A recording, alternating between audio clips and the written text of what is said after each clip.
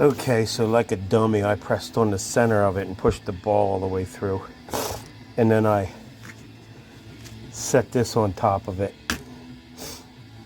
ran it down, popped it loose, and got an air chisel on that shoulder there. And walked it the rest of the way out. But it's out. But here's the interesting thing is, and I think I might have known this, but look, there's plastic in there. I think there's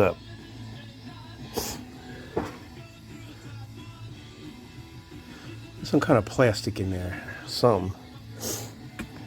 Look, that's definitely plastic, or what they call nylon. But like, no wonder they wear out, right? Yeah, look, little remnants of plastic right there. It's one of those, if you ever took a ball joint apart. Today, this just happened to come apart on me.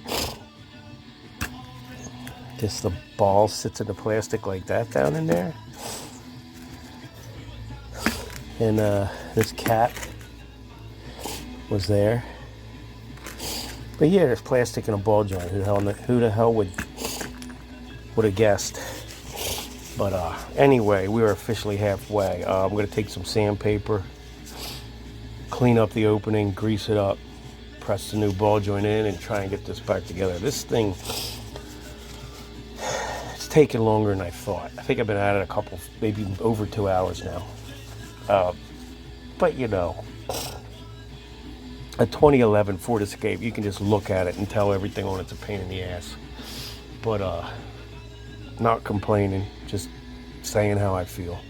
But anyway, moving on. Okay, this is the setup I have going in. I just have the ball joint press right on the ball joint there. The main thing, you want to stay on the outside rim. Stay on the outside rim of the ball joint. Make sure your pression's there, because the middle's like a stamped steel.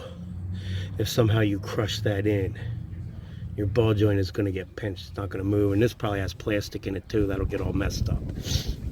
I have a ratchet on there. I'm going to go by hand, because I want to feel if it's pressing in smooth. You shouldn't have to, once it starts moving, it should just press in. You shouldn't have to, exert a lot of energy. If it feels like you're like pulling like bench pressing 150 pounds, something's locked up. Stop, because you're going to crush stuff.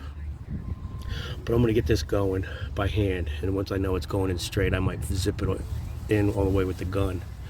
And then there's a snap ring that goes on, and a grease fitting, and then it's put the knuckle back on and tighten everything up. All right, there we have our nice install. It's in straight all the way down. We got our snap ring, our antique pair of snap ring pliers that were probably I inherited from an uncle or something. Let's see.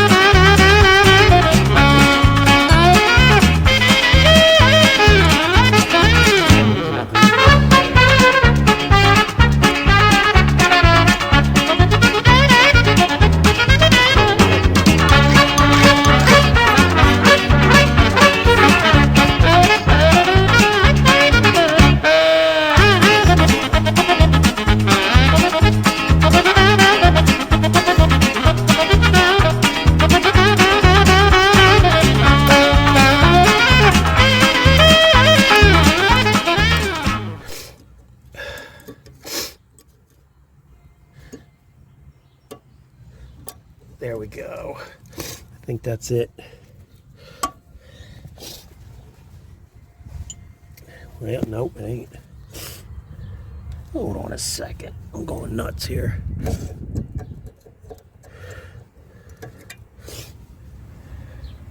All right, there we have it installed. Snap ring is in properly. Pair of antique snap ring pliers I inherited probably from an uncle. I don't even know where I got these. I've had them so long. But yeah, that's it. We're going back together. I'm going to turn this camera off, get this knuckle bolted up, and we will wrap this up. All right, we're wrapped up. There, we used a new nut. Grease fittings in. It's all greased up. Getting ready to put the wheel on. Driver's side was already done on this, and it's tight, so I'm not messing with it. And that's greasable too. I'm just doing this one to get this in for inspection Monday. But yeah, she's all squared up now. I could feel the play in it too, and then the mechanic said something about it last year, so he likes to see it fixed. I think he would have failed at this time. There was that much play in it, but it wasn't dangerous. You could just feel it. If you wiggled the wheel from like 10 to 4, grabbed it diagonally, you could get play out of it. But yeah, we're wrapping this one up.